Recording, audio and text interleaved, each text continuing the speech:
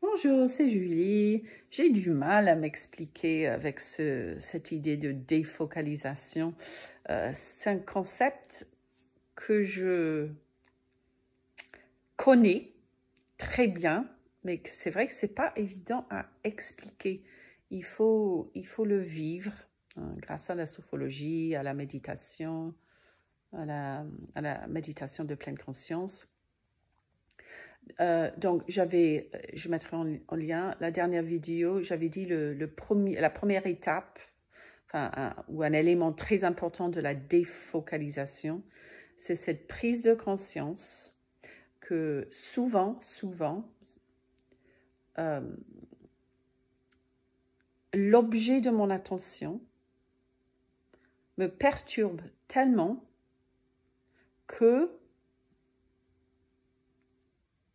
je deviens l'expérience. Il n'y a aucune distance entre une pensée, par exemple, c'est pas complètement bête. Une pensée, c'est juste une communication mentale électrique, entre neurones.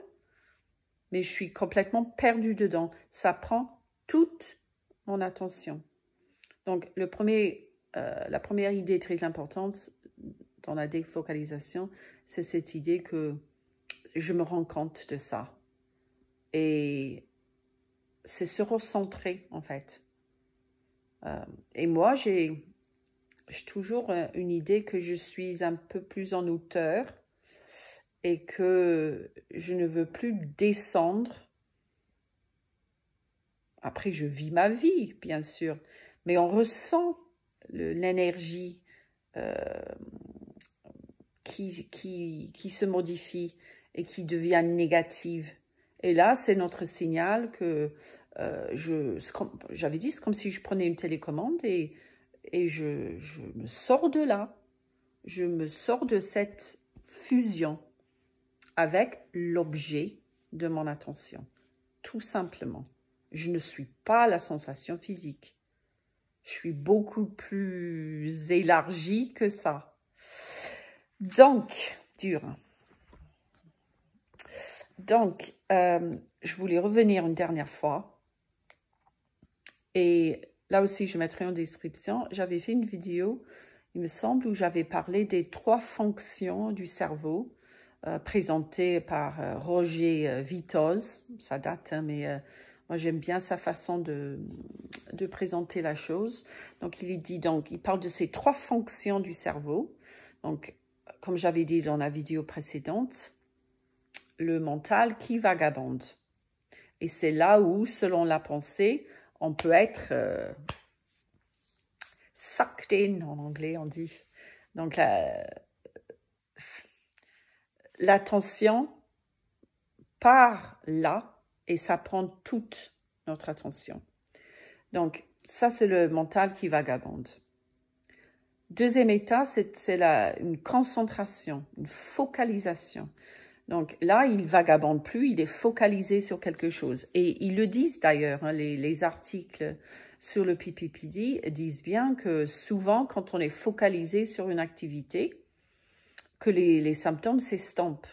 C'est complètement normal parce qu'on n'est plus dans donc, ce réseau de mode par défaut qui crée toutes les pensées, souvent les pensées anxiogènes. Donc, mental qui vagabonde, concentration, et aussi on a un état plus réceptif. Ça, c'est vraiment la pleine conscience où je suis capable de utiliser les 5 sens et vraiment vivre l'instant présent au lieu de le filtrer par rapport à mes pensées. Donc, ces 3 fonctions du cerveau. Et le cerveau, il doit choisir. On ne peut pas être dans 2 états au même temps. Soit il vagabonde, soit il est focalisé. Et ce genre de choses. Donc, la défocalisation, j'avais déjà parlé donc de cette idée de prise de conscience que je dois absolument me sortir de là, de ramener au moins une partie de mon attention. C'est normal que le mental reste sur le symptôme parce que ça perturbe et ça fait peur. Mais pas besoin de devenir toute l'expérience. Donc, je retire une partie au moins. Je ne suis pas capable de retirer toute mon attention, bien sûr que non, mais je retire quand même une partie et je me rappelle que c'est l'objet de mon attention, en fait. Et donc, ça, c'est la première chose. Comme si je prenais la télécommande. Allez, au moins une partie. Et je me recentre. Donc, c'est ça la pleine conscience, de retrouver ce centre qu'on aura beaucoup travaillé en sophrologie. De se rendre compte que ça, c'est l'objet de mon attention, mais moi, c'est le sujet. Donc, déjà, cette distance. Donc, sortir du réseau du mode par défaut, c'est ça. Car, en ce moment, l'objet de mon attention, le symptôme, prend toute mon attention. C'est normal, ça perturbe, ça fait peur, ça crée de l'angoisse en moi, mais c'est une pratique.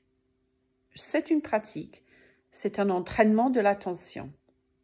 Donc, je me recentre, je redeviens un petit peu le sujet, pas l'objet, donc le symptôme. Et souvent accompagné en ville ou quoi, en un contexte difficile, je relâche les tensions, super important parce que ça va être les messages envoyés au cerveau. Je baisse les épaules, j'ai cette prise de conscience. Je mobilise la concentration. Et c'est là où j'avais parlé de focaliser sur l'environnement. La technique qu'ils utilisent, les sophrologues souvent, 5, 4, 3, 2, 1. Donc 5, qu'est-ce que je vois dans mon environnement? Je me concentre vraiment sur les personnes, les formes, les couleurs. Est-ce qu'il y a quelque part des sensations de toucher? Donc là, j'avais parlé de mes pieds au sol. Même voilà, bouger, utiliser mes mains. Qu'est-ce que j'entends proche de moi, mais aussi plus lointain? Est-ce qu'il y a des odeurs? Là, je suis tout de suite en mode réceptif. Donc là, c'est vraiment un entraînement de l'attention. C'est ça, la défocalisation. Et ça se travaille, mais c'est une bonne pratique. Allez.